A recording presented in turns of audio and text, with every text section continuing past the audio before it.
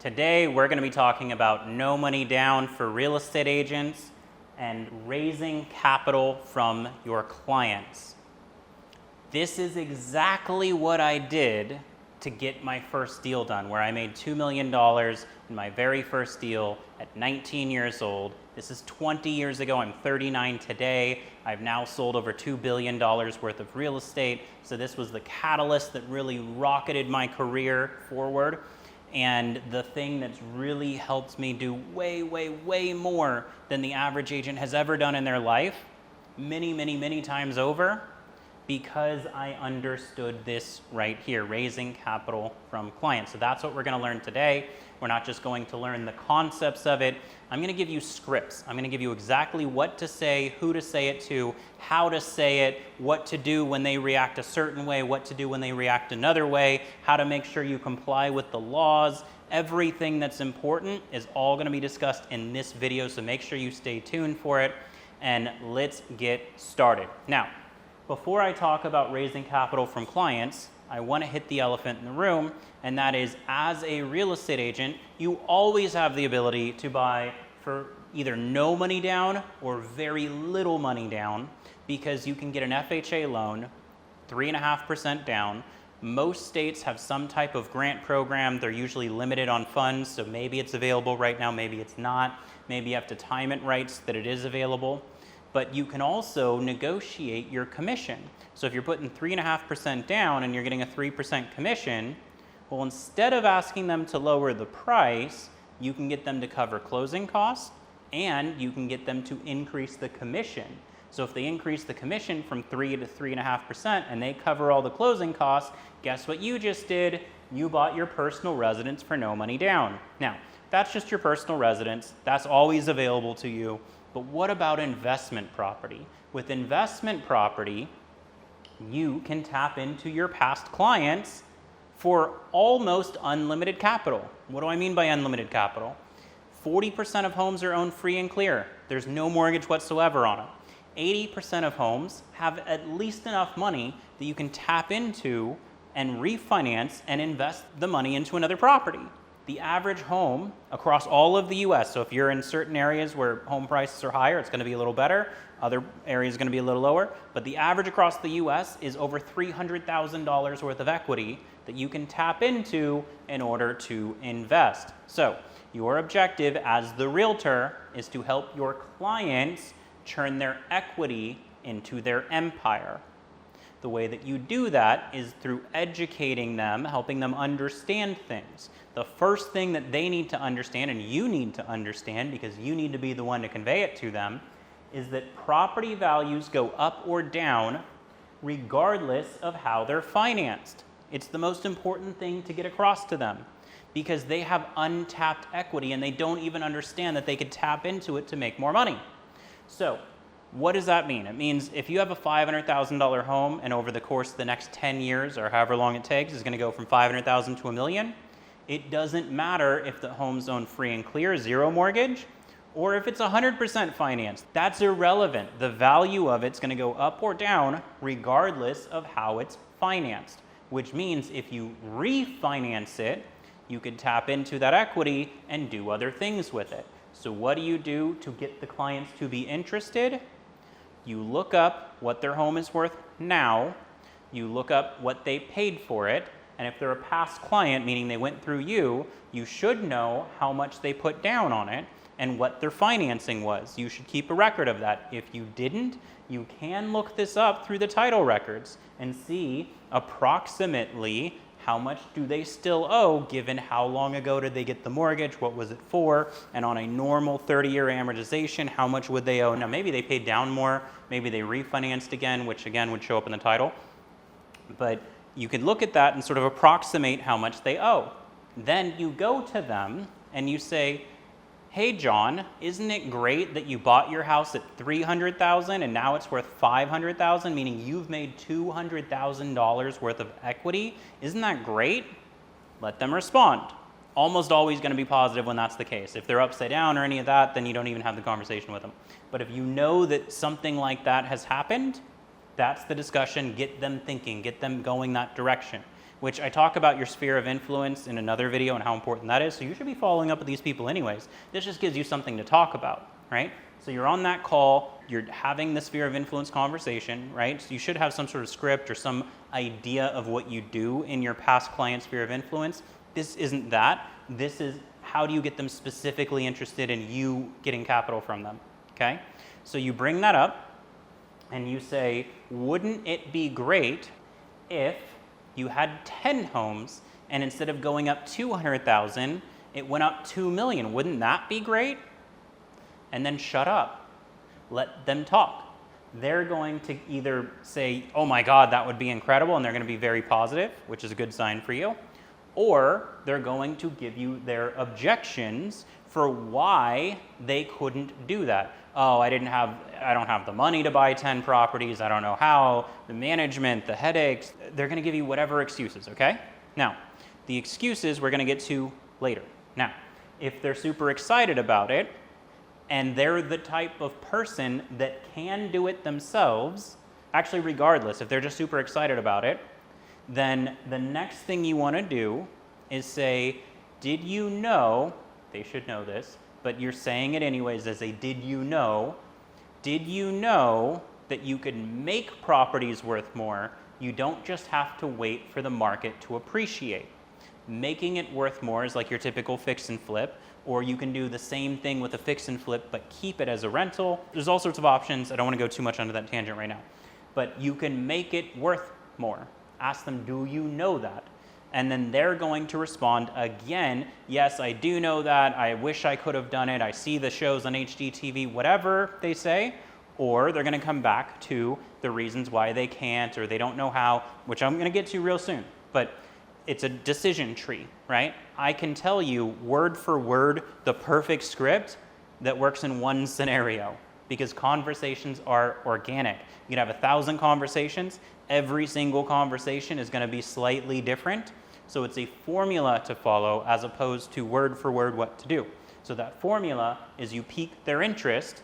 Then if they're not even interested at all, if they just say, nope, not interested, there's people that don't own a home and they're just going to rent and they're in their mind that I'm going to do that, okay? I think they're wrong, but people have all sorts of opinions. And if you see that that's the case, move on. You should have more past clients.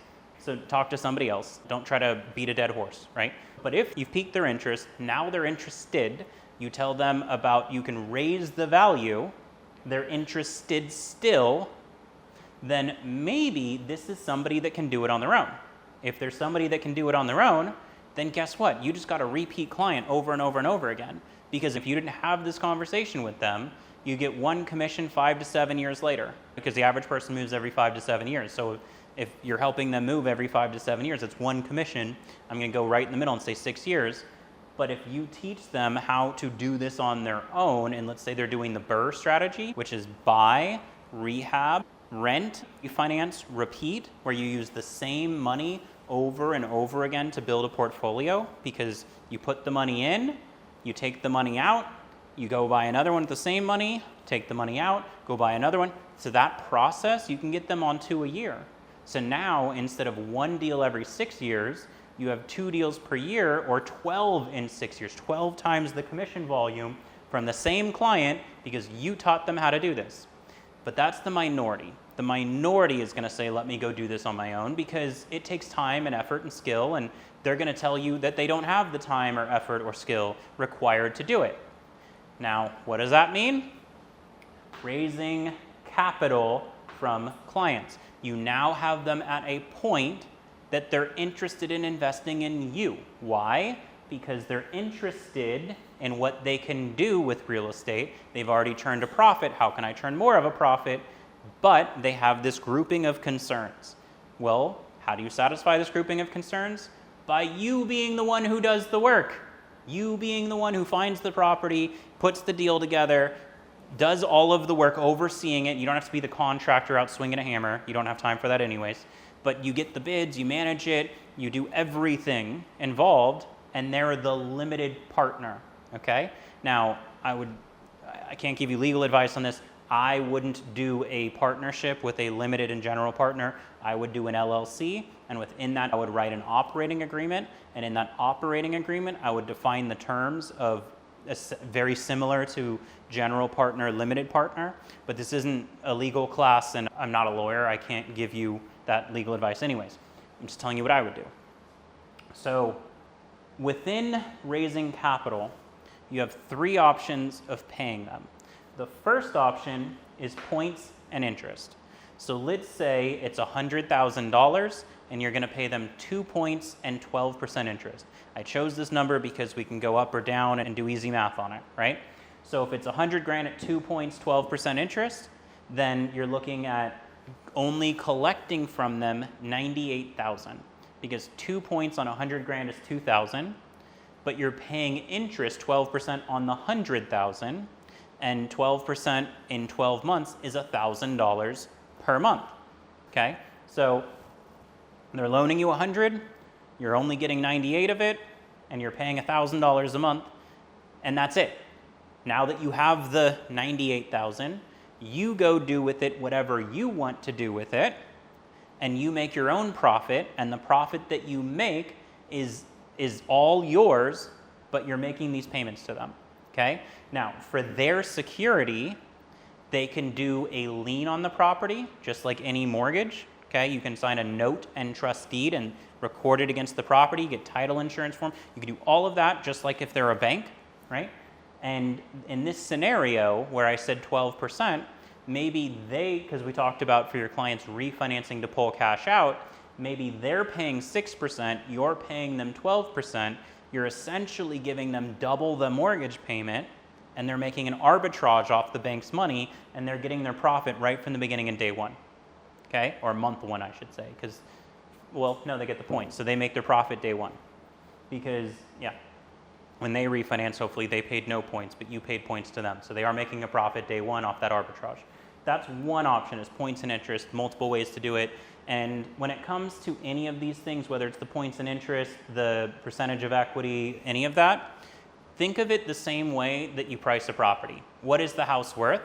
It's worth what the buyer's willing to pay and the seller's willing to accept, where it comes together. The seller wants more money, the buyer wants to pay less, but they came to terms here, that's what the home's worth, right? Same thing. What are the points and interest that you pay? You want to pay 0, they want you to pay 30. Where do you meet? Somewhere in the middle, 2 points, 12%, not too far off from what would be reasonably acceptable amongst the two parties, but it's a negotiation and it depends on what you can get, okay? The other option is to give them a larger percentage of the equity. Now, again, where does it meet? That's up to you and what you can negotiate. What have I done in the past? 60-40, where 60% of the profit goes to me for putting the deal together, 40% goes to the capital side for putting up the money. Now, I also put in the terms of the operating agreement that the person who puts up the money, which sometimes is also me, I've put up some of the money and raised money from someone else, so I'm both getting the preferential treatment and the general partner style treatment in ownership interest, right? So I'm getting too complex perhaps for a short YouTube video, but you can negotiate all of this and put it all into an operating agreement and it'll define it all. But if it was to be 60-40, let's just make it simple. I'm the general partner, we'll call it. They're the limited partner. I get 60% of the profit. They get 40% of the profit. So if they put up 100 grand, they get all of their 100 grand. Then anything above and beyond that 100 grand is where it's split 60-40. Okay? And so that's sort of how somebody could do it. I've done very similar deals. And then there's a hybrid between these two, where maybe because they are refinancing and they now have a payment that they need to make, and maybe they can't afford that payment, maybe you do a combination of the two, where you're paying them instead of 40% with this option, where you're not making payments at all, maybe they get 20% in this scenario, and you're making a smaller payment. So essentially, just keep the example simple, they would get 12% here, but they're only getting 6% there. And they would have gotten 40% here, but they're getting 20% there. Again, where the buyer and seller meet, those are the terms, so you have to negotiate your own terms. But those are three different options, and you have multiple ways of doing each of them. You can even form a corporation. It doesn't need to be an LLC. It could be out-of-state entity. There's all sorts of creative things that you can do. This isn't a video discussing all of that. But you do have to follow the law. The law that we're following, actually, let me just explain it this way. When you raise capital, any form of raising capital is illegal unless you follow an exemption. And there's a lot of different exemptions, but I chose one specific exemption for this because we're talking about raising capital from clients. This exemption right here that allows you to raise capital legally is because of this from clients. It's your past clients. You've done business with them already. That's the primary exemption for Regulation D, Rule 506B. When you're following that exemption, the fact that you've done prior business with them means it is now legal for you to raise that capital, okay? Now, I will caution you, if they're a widow and you're taking their last dime, it does not matter that you're following this exemption. They can sue you for taking advantage of them. So be smart about it. Don't go out and take advantage of people, right? Other exemptions would be if they're an accredited investor, which means that they make over $200,000 themselves individually for the last 2 years, or their net worth, not including their home, which if we're talking from clients means not that home, just the rest of their investments are over $1 million, they're an accredited investor. If they're married, between them and their spouse, they make over $300,000 for 2 years in a row, or again, that $1 million between both spouses, now they can be an accredited investor. You have more than this that you can follow. But keeping it simple for this YouTube video, which maybe I've already gone too complex, you guys tell me in the comments, is when you're raising capital from your clients, you follow this exemption right here, and now it's legal to do it as long as you're smart about it. Now, when you've raised capital from your clients, where do you put the money? The deal has to be big enough to justify the effort, okay? You don't want to do this for a deal where you're going to make 20 grand and you're giving them 20% of 20 grand is $4,000. Why are you doing that, right? So don't do deals like that, okay? If you're giving them 20% or 40%, it should be a minimum profit of 100 grand, okay? It has to be a large enough deal to make it make sense. So if they're getting 40% of the profit, that's 40% of 100 grand, it's 40 grand. Now it makes sense for them to refinance, pull out 100 grand and get 40 grand back. Maybe it only takes 6 months, okay? That's the equivalent of earning 80%. They're borrowing at 6% and they're making 80%. That's an amazing deal for them, okay? You made the other 60%. So if it's 100 grand, you're making 60% of 100 grand. You just made 60 grand. Plus, you probably got the commission on the purchase and you got the commission on the sale. So you got 2 additional commissions on top of the 60 grand, okay? So you can do deals like that. I highly recommend that the minimum profit should be 100 grand. Now, I told you in another video, I made $2 million on my first deal. 40% of $2 million is $800,000. Now I raised $500,000 in capital, okay? So it's put up $500,000, get the 500 back, and then on top of that, 40% of $2 million would be $800,000, okay? I did that deal in 2 months. So you can do all sorts of things. If you want to learn more about this, there's a link in the description to schedule a call with me one-on-one. I teach 7 different ways to get to 100 grand per month and beyond. You're learning more about it in this YouTube video. I have other YouTube videos for you to explore. And if you need even more time, then subscribe to the channel and keep watching the YouTube videos. But if you're ready to take action right now and start getting to the point where you're making 100 grand a month and beyond, then click the link, schedule that call, get on a call with me or someone from my team, and let's talk about what you specifically need to do. I teach 7 different ways to get to 100 grand a month. What are your strengths? What are your weaknesses? What makes most sense for you? What is the thing that you individually should be doing that has the highest probability of success, the lowest probability of failure? It's the easiest. It's the thing that's the low-hanging fruit for you to do to help you leapfrog your own success to get to that point. That's where the coaching comes in, is give you one-on-one initial consultation, set you up on the right path, and then every other week we're going to get on a call and we're gonna discuss how we further take you to there, okay? So schedule that call, we'll talk about it further. And if you enjoyed this video, one of the greatest gifts you can give me is a referral. What do I mean by a referral? Send this video to another real estate agent who you think can benefit from this. Somebody that you think is capable and competent enough that they can raise capital from their clients and start making much, much bigger profits. One deal could be multiple times more than a single commission. This is the thing that you can do for them. It's a gift for them, really.